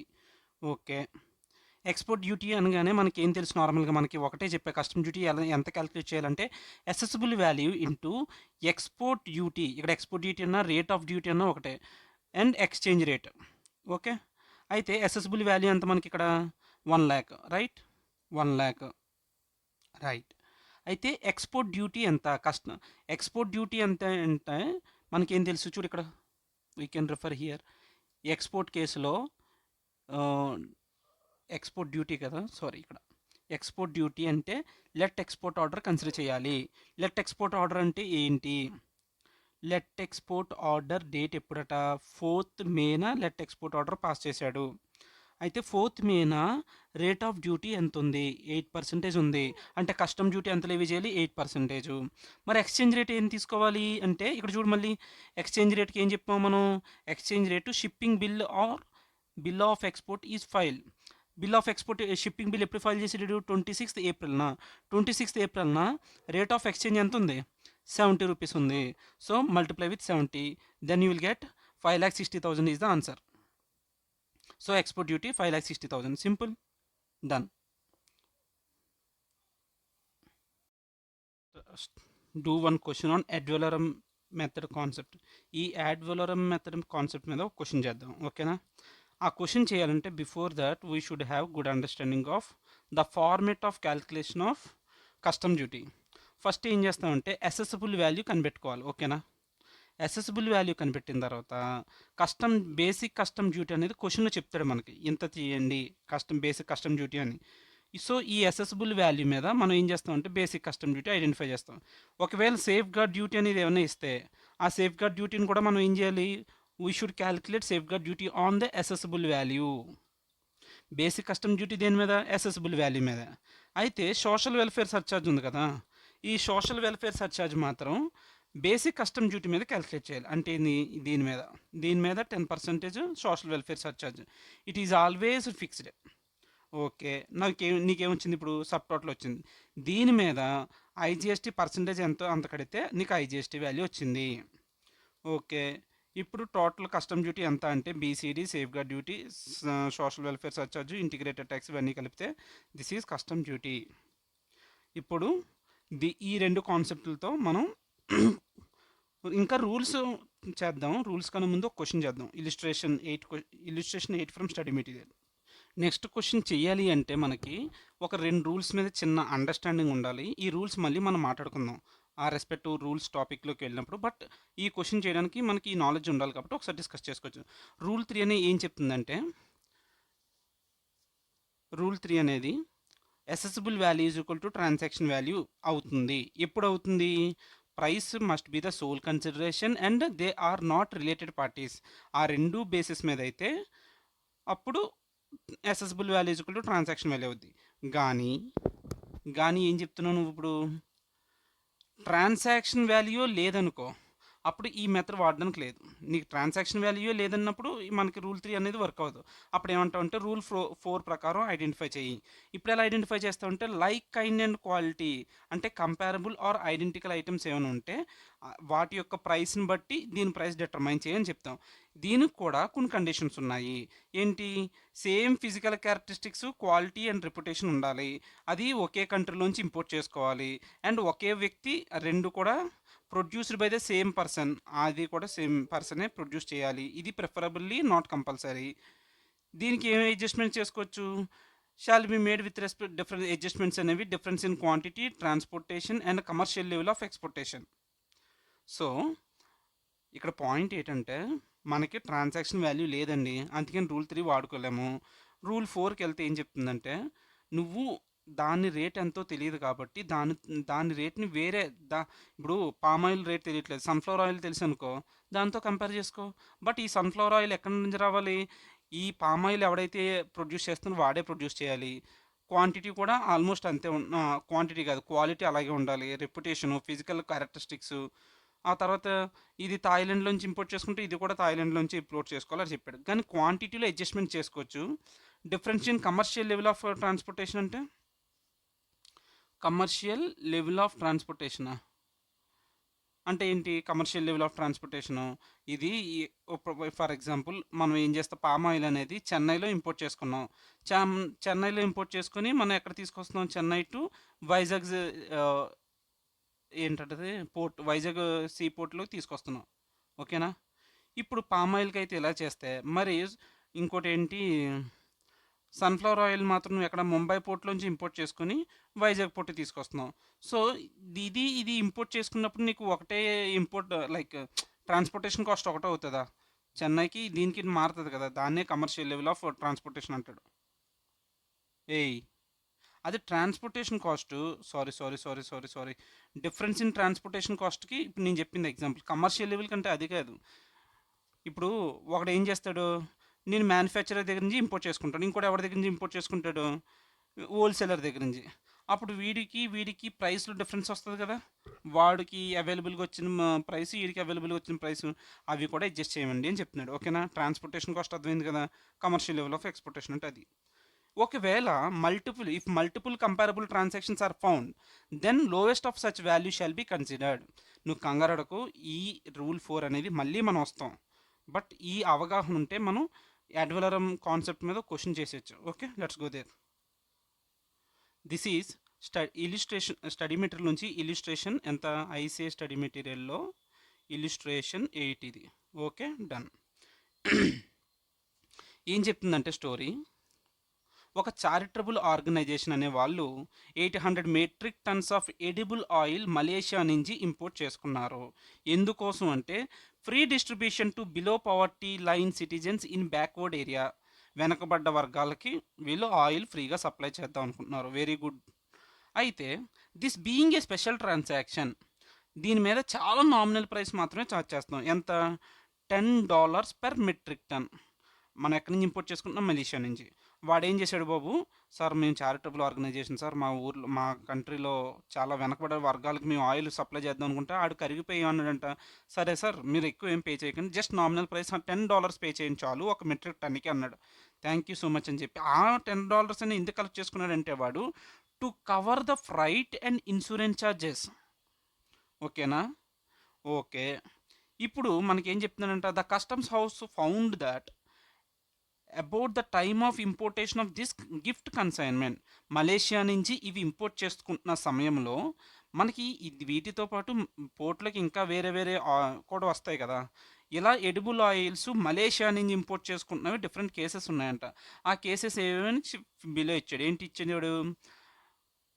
Metric tons ఈ స్పెసిఫిక్లో ఉన్నాయి, దానికి ఒక్కో దానికి $US ఇంతంత పెర్ పెర్ మెట్రిక్ టన్కి ఇలా ఛార్జ్ చేస్తున్నాడని చెప్పాడు. ఓకే. ఇప్పుడు ఎక్స్చేంజ్ రేట్ మనకు క్లియర్గా ఇచ్చేసాడు. ఎంత? 70 rupees. Basic custom duty 10% ad valorem. ఇది ఇంపార్టెంట్. 10% యాడ్ వ్యాలరమ్ అంటే సిఎఫ్ వాల్యూ మీద డైరెక్ట్ కట్టడమే. Ignore integrated tax and GST compensation cess. Okay, calculate the amount duty leviable on the consignment under the custom side. Question అర్థమైందా? అయితే ఈ క్వశ్చన్ని ఎలా solve చేశాడంటే వీడు ఆన్సర్‌లో ఫస్ట్ ఆఫ్ ఆల్ ఇక్కడ మనకు ట్రాన్సాక్షన్ వాల్యూ లేదు. ఈ 10 రూపీస్ అనేది ట్రాన్సాక్షన్ వాల్యూ అని అనుకోకూడదు. ఇక్కడ ఏమనుకుంటావు నువ్వు 800 మెట్రిక్ టన్స్ కదా! ఇంటూ 10 కూడా ఇచ్చా అంటే చెయ్యకూడదు. ఎందుకు చేయకూడదు? అదేంటంటే జస్ట్ ఇన్సూరెన్స్, ఫ్రైట్ మాత్రమే అది. ఇది ఏం కవర్ చేస్తుంది? ఇన్సూరెన్స్‌ని, ఫ్రైట్ మాత్రమే కవర్ చేస్తుంది. సో, 10 రూపీస్ అనేది చేయకూడదు. మరి 800 వాటికి మనం ఏం చేయాలి? 800 మెట్రిక్ టన్స్‌కి మనకి ట్రాన్సాక్షన్ వాల్యూ లేదు కాబట్టి ఓకే. ట్రాన్సాక్షన్ వాల్యూ లేదు కాబట్టి రూల్ 3 అనేది అప్లికబుల్ కాదు. మనకు రూల్ 4లోకి వెళ్ళాలి. రూల్ 4 ఏం చెప్తుందండి? Identical goods. ఐడెంటికల్ గూడ్స్ మీద ఏదైతే రేట్ అప్లికబుల్ అవుతుందో ఆ రేట్‌తోనే దీన్ని కస్టమ్ డ్యూటీ డిటర్మైన్ చేస్తాము. మరి ఇక్కడ నువ్వు చూస్తే ఐడెంటికల్ అవ్వాలి అంటే ఈడు ఎన్ని గూడ్స్ ఇంపోర్ట్ చేసుకుంటున్నాడు ఈడు? 800 మెట్రిక్ టన్స్‌ని ఇంపోర్ట్ చేసుకుంటున్నాడు. మనం కంపేర్ చేసేది కూడా ఇంచుమించు దానికి ఈక్వల్ అయ్యేదే ఉండాలి. ఇక్కడ నువ్వు గమనిస్తే 20 మెట్రిక్ టన్స్, 100 మెట్రిక్ టన్స్ అస్సలు మ్యాచ్ అవ్వట్లేదంట. సో, అసలు ఇవి కంపారిజన్‌లోకే తీసుకోకూడదు. ఓకే. మరి మిగిలిన వాటిని కంపేర్ చేసుకోండి. ఓకే. 500-900 ఇది కూడా ఏమని చెప్పి మనం ఇప్పుడు చదువుకున్న దాంట్లో ఏమని చదువు if multiple comparable transactions are found then lowest of such value shall be considered.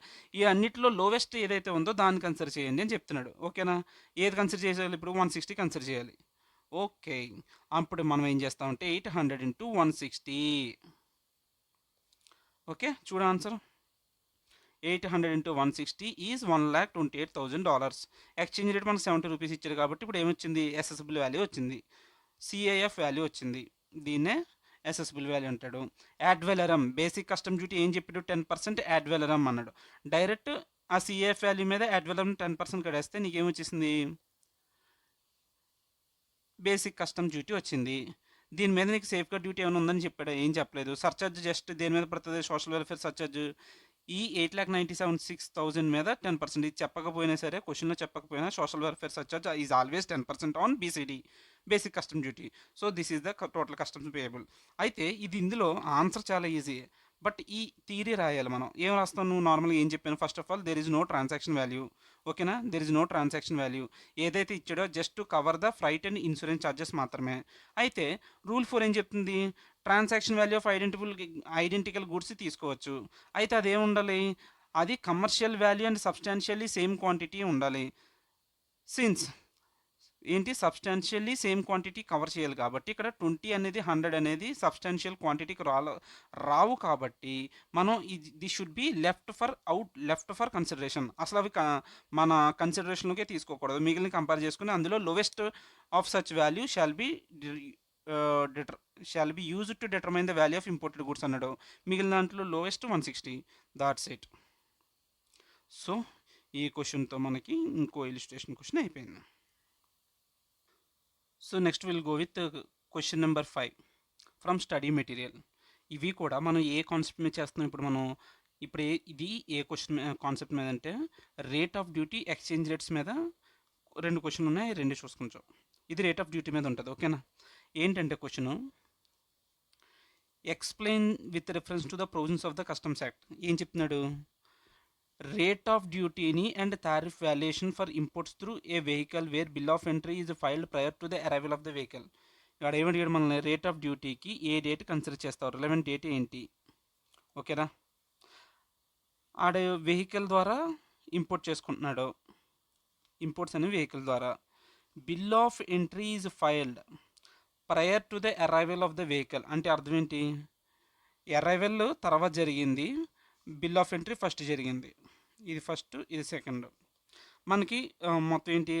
Rate of duty determine చేసేటప్పుడు వెహికల్ ద్వారా మనకున్న కండిషన్ ఏంటంటే bill of entry or date of arrival whichever is later. అదే కదా? The date for presentation of bill of entry or date of arrival of the vehicle whichever is later should be considered. అందుకనే మనం ఇప్పుడు ఏం చేయాలి? ఇక్కడ ఈ particular కేసులో bill of entry is filed prior to the arrival of the vehicle. So ఇక్కడ ఏంటి? Will be the date of arrival of the vehicle. ఏంటి? రేట్ ఆఫ్ డ్యూటీ అనేది అరైవల్ ఆఫ్ ద వెహికలే ఆ రోజున ఏ రోజైతే ఉందో ఆ అరైవల్ ఆఫ్ ద వెహికల్ వచ్చిన రోజున ఎంతైతే రేట్ ఉంటుందో అదే ఇది డ్యూటీ. సింపుల్. మనం ఇందాక మాట్లాడుకున్నాం కదా! Relevant date for determining rate of duty and tariff value అని ప్రీవియస్‌గా మాట్లాడుకున్న దాని మీదే ఈ క్వెషన్ అంతా. ఇది ఎక్కడి నుంచి అంటే ఐసీఐ స్టడీ మెటీరియల్‌లోంచి క్వెషన్ నంబర్ 15. ఇది ప్యూర్‌లీ థియరీ క్వెషన్. ఏమడుగుతున్నాడు? Briefly discuss the provisions relating to date for determining the rate of duty and tariff value of imported goods. So, rate of డ్యూటీని డిటర్మైన్ చేయడానికి ఏ డేట్‌ను కన్సిడర్ చేయాలి? Okay. That is the question. So, మనం ఏం మాట్లాడుకున్నాం ప్రీవియస్‌గా ఈరోజు? ఇంపోర్ట్స్ అయితే ఒక కేస్ ఉంటది. కేస్ ఆఫ్ ఎక్స్‌పోర్ట్ అయితే ఒకటి. వాడు మనల్ని ఏమి అడిగాడు? ఇంపోర్టెడ్ గూడ్స్‌కి అడిగాడు. ఓకేనా? ఇక్కడ చూడు ఇంపోర్టెడ్ గూడ్స్‌కి అడిగాడు. ఇంపోర్టెడ్ గూడ్స్‌కి అడిగాడు కాబట్టి we have to focus on this particular segment. Right. ఇప్పుడు goods cleared for home consumption అయితే ఏంటి? Home consumption. ఇంకోటేంటి? వేర్ హౌస్‌కి అయితే ఇంకొక సెక్షను. ఇంకోటేంటి? Others. Any other goods. Any other goods అయితే ఏంటి? Date of payment of duty. ఎప్పుడైతే పేమెంట్ చేస్తున్నాడో అదే. మళ్ళీ అదే. నేను ఎందుకు ఇలా ఇంటర్లింక్ చేస్తున్నానంటే, మనం ఇంకా ఈ కాన్సెప్ట్ నోట్స్‌లో ఫైనల్ డే కాన్సెప్ట్ నోట్స్ చూసుకుంటే చాలు సరిపోవాలి అలా. నెక్స్ట్ ఏంటి? Goods cleared for home consumption. ఇప్పుడు హోమ్ కన్జంప్షన్ రా. హోమ్ కన్జంప్షన్‌కి అయితే ఎలా చెప్పాం మనం? వెహికల్, ఎయిర్‌క్రాఫ్ట్‌కి ఒకటే ఉంటది. ఏం నేర్చుకున్నప్పుడు? Bill of entry or arrival of aircraft or vehicle whichever is later. చూడు అదే చెప్తున్నాడు. వెహికల్కి అయితే arrival of the vehicle or bill of entry whichever is later. ఇక్కడ ఎయిర్క్రాఫ్ట్ కూడా అదే ఉంటుంది. సారీ, ఏముంది ఇక్కడ? Bill of entry or date of arrival of aircraft whichever is later. Okay, clear. So vehicle, aircraft అయిపోయింది. వెజల్కి ఏం చెప్పాడు? వెజల్కి అయితే bill of entry or date of entry inwards అన్నాడు ఇక్కడ. డేట్ ఆఫ్ ఎంట్రీ ఇన్వర్డ్స్ ఇది. Date of entry inwards vessel whichever is later. Okay, అది మనం ఇది goods clear for home consumption అయితే. Goods clear for warehousing first అయితే అప్పుడు ఏం మాట్లాడుకున్నాం? Date on which bill of entry for home consumption is file. ఇక్కడ మూడిట్లకి ఒకటే case. Goods clear for warehousing అంటే date on which bill of entry for home consumption is file. ఇక్కడ bill of entry అని అనొచ్చు, లేదంటే ఎక్స్బౌండ్ bill of entry కూడా అంటారు. ఓకేనా? ఒకవేళ goods clear for from a warehouse అయితే ఏం చెప్తున్నాడు? Date on which bill of entry for home consumption is presented. ఒకవేళ ఇది నార్మల్ కేసెస్కి అప్లికబుల్ అవుతుంది, కానీ బ్యాగేజ్కి అయితే ఇది అప్లికబుల్ కాదు అని చెప్తున్నాడు. Do not apply to baggage and imports by post in which section 78 and 83 apply respectively. These provisions relating to determination of relevant date do not apply to baggage and imports by post. ఇది ఎవరికి applicable కాదంట? Baggage and ఇంపోర్ట్స్కి applicable కాదు. Okay, we're good with this question. Before going to next question, I wanted to revise again rate of exchange. ఇప్పుడు next question కూడా వీటి మీద ఉంది. ఏంటంటే రేట్ ఆఫ్ ఎక్స్చేంజ్ అనేది ఉంది కదా. ఇంపోర్ట్ కేసులో ఏమని మాట్లాడుకున్నాం మనం? Date on which first bill of entry is filed for warehousing or home consumption. Question ఏమి ఇచ్చాడంటే ఇప్పుడు నెక్స్ట్ మనం సాల్వ్ చేసే క్వశ్చన్లో రేట్ ఆఫ్ ఎక్స్చేంజ్ చెప్పు. వేర్ హౌసింగ్కి అయితే బిల్ ఆఫ్ ఎంట్రీ ఇప్పుడు ప్రజెంట్ చేశాడు. Bill of entry for home consumption separate, bill of entry for warehousing separate. అప్పుడు whichever is date on which first bill of entry is filed for. ఈ రెండిట్లో ఎవరికి first file చేస్తే అది consider చేయాలి rate of exchange point of వ్యూలో. ఓకేనా? మరి ఒకవేళ relevant date for determining the rate of duty అయితే ఇంపోర్ట్ కేసు ఉంది కదా. ఇంపోర్ట్ కేసులో ఇక్కడ చూడు, goods cleared for warehousing first అన్నాడు. అంటే వేర్ హౌసింగ్లోంచి క్లియర్ చేస్తున్నాం అనుకో, అప్పుడు బిల్ ఆఫ్ ఎంట్రీ ఏం కన్సిడర్ చేయాలి? Bill of entry for warehousing consider చేస్తావా, bill of entry for home consumption consider చేస్తావా అంటే bill of entry for home consumption. ఈ యాంగిల్లో చదవలేదు నేను. ఎలా చదివానంటే బిల్ ఆఫ్ ఎంట్రీ ఎప్పుడు ఫైల్ చేస్తే అదే ఆ డేటే తీసుకోవాలి. బట్ అగైన్ ఆడు క్వెషన్ ఎలా ట్విస్ట్ చేస్తున్నాడంటే, bill of entry filed for home consumption అంటాడు. Bill of entry filed for warehousing అంటాడు. ఆ రెండిట్లో ఏది తీసుకోవాలో మనం కన్‌ఫ్యూజ్ అయిపోతాం. ఇక్కడ క్లియర్‌గా చదువుకుంటే ఇప్పుడు సరిపోద్ది. Bill of entry for home consumption మాత్రమే కన్సిడర్ చేస్తాము. ఇక్కడ కూడా చూడు, even goods cleared for home consumption ఉంది కదా! ఇందులో కూడా bill of entry for home consumption అన్నాడు. Or date of entry inward or arrival of aircraft or vessel or vehicle whichever is later. ఓకేనా? అంటే ఇక్కడ మనకి ఏం తెలియాలి? రేట్ ఆఫ్ ఎక్స్‌చేంజ్ క్యాలిక్యులేట్ చేసేటప్పుడు మాత్రం ఈ వేర్ హౌసింగ్ అయినా, కన్జంప్షన్ అయినా ఏదైనా తీసుకోవచ్చు. But which ever is earlier. ఈ రెండిట్లో ఏది ఫస్ట్ అయితే అది తీసుకోవాలి. ఫస్ట్ బిల్ ఆఫ్ ఎంట్రీ తీసుకోవాలి. Okay. With this knowledge will go and solve one question. Let us go with study material question 10. Question number 10 ఇది. టీవైకే క్వశ్చన్స్‌లో 10th క్వశ్చన్. ఏం చెప్తున్నాడంటే, Messrs Impex imported some consignment goods. ఎప్పుడు import చేసుకున్నాడు? First June import చేసుకున్నాడు. వాడికి కావాల్సింది ఏంటి first ఇక్కడ? Explain with reference to the provisions of the customs act the rate of duty applicable for clearance for home consumption. Home కన్జంప్షన్కి clear అయ్యేటప్పుడు ఏ రేటు తీసుకోవాలి? హోమ్ కన్జంప్షన్ అంటే ఏంటి? Rate of duty applicable for clearance for home consumption in this case. One second. Okay, question కొంచెం జాగ్రత్తగా చదువుదాం మళ్ళీ. ఏం లేదు, మెజర్స్ ఇంపెక్స్ అనే వాళ్ళు ఇంపోర్ట్ చేసుకుంటున్నారు కన్సైన్మెంట్ గూడ్స్ని. వాళ్ళు ఇంపోర్ట్ చేసుకున్న వెంటనే హోమ్కి పట్టుపోయారా అంటే పట్టుకెళ్ళా. ఎక్కడ పెట్టారు? A bill of entry for warehousing of goods was presented on 5th June. అంటే ఇక్కడ మనకి ఏమి ఇస్తున్నాడు? గూడ్స్ తెచ్చినవి వేర్ హౌస్లో పెట్టి, వేర్ హౌస్లో పెట్టిన తర్వాత వాళ్ళు కన్జంప్షన్ తీసుకెళ్లారు. అయితే ఇప్పుడు ఏమడుగుతున్నాడంటే question, the rate of duty applicable for clearance for home consumption in this case. Rate of duty ఏం తీసుకోవాలి? మనకేం తెలుసు? వేర్ హౌసింగ్ కేసులో bill of entry for home consumption ఎప్పుడు ఫైల్ చేస్తే అదే ఆ రోజున్న రేట్ ఆఫ్ డ్యూటీ తీసుకోవాలని చెప్పాడు. అయితే వీడు ఏమంటున్నాడంటే, క్వశ్చన్ అంతా నేను చదవట్లే, మనకు కావాల్సిన మాత్రమే ఎక్స్ట్రాక్ట్ చేసుకుందాం. అయితే వీడు ఏమంటాడంటే, ఇక్కడ messrs Impex filed their bill of entry for home consumption on 1st August. ఆ 1st ఆగస్ట్ రోజున ఏదైతే ఉందో డ్యూటీ అది మాత్రమే కడతాము. ఎంత? 30%. అంటే 1st ఆగస్ట్నే ఏమవుద్ది? రేట్ ఆఫ్ డ్యూటీ అప్లికబుల్ అవుద్ది 30%. ఈ కేసులో హోమ్ కన్జంప్షన్ 1st ఆగస్ట్ ఉన్న రేటు. సో ఆ రోజున్న రేటు 30% యాడ్ వెల్రమ్ అనేది applicable. First question clear. Whether the rate of exchange on 1st August would be adopted for the purpose of conversion of foreign currency into local currency. అంటే ఏమడుగుతున్నాడు? Exchange rate చెప్పండి. ఎక్స్చేంజ్ రేట్కి ఏ date తీసుకోవాలి? మనం ఏం రివైజ్ చేసుకున్నాం? ఎక్స్చేంజ్ రేట్కి బిల్ ఆఫ్ ఎంట్రీ తీసుకుంటాం. నార్మల్ మనకి ఏం తెలుసు? బిల్ ఆఫ్ ఎంట్రీ తీసుకుంటాం ఎక్స్చేంజ్ రేట్కి. అయితే bill of entry for warehousing తీసుకోవాలా, bill of entry for home consumption తీసుకోవాలా అంటే ఫస్ట్ ఏదైతే ఇష్యూ చేస్తుందో అది. అయితే ఇప్పుడు ఎప్పుడు జరిగింది? A bill of entry for warehousing అనేది 5th జూన్ జరిగింది. ఓకే, 5th జూన్ జరిగిందా? ఓకే, 5th జూన్ జరిగింది. ఓకే. అయితే నెక్స్ట్ ఏం చెప్తున్నాడు? కానీ bill of entry for home consumption ఎప్పుడు జరిగింది? 1st August. ఓకే. ఈ రెండిట్లో విచ్ ఎవర్ ఫస్ట్ అనేది తీసుకుంటాం. 5th జూన్నే ఫస్ట్ కదా ఈ రెండిట్ల కన్నా. So will consider 5th June.